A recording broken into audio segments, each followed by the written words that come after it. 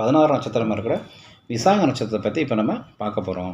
இவங்க தான் அதில் வந்து கிங்க எல்லா வேலையும் செய்யக்கூடிய இருப்பாங்க. மனக்கோட்டை கட்டுறதுல மிகச்சிறந்த கில்லாடிகள் அப்படின்னு விசாகம் 4 சொல்லலாம். எப்படி வாழணும்னு ஒரு பிளான் பண்ணி அதை அழகாக எக்ஸிக்யூட் பண்ணிகிட்டே இருப்பாங்க. அந்த கற்பனை கோட்டையில் நடக்காததை பரவாயில்ல அதை அப்படியே வச்சுக்கிட்டு வாழ்க்கையில் எப்படி வாழணுங்கிறது இன்னொரு பிளான் பண்ணி அதை எக்ஸிக்யூட் பண்ணுறதுல சிறப்பாக இருப்பாங்க.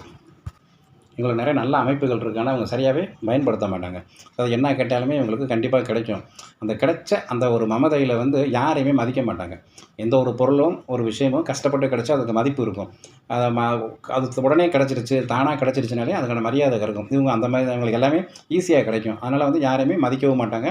அந்த பொருள் மேலேயோ தொழில் மேலேயோ வேலை மேலேயோ அந்த மதிப்பு மரியாதை ரொம்ப கம்மியாகவே இருக்கும். ஒரு அலட்சிய உணர்வோடு தான் இவங்க இருப்பாங்க.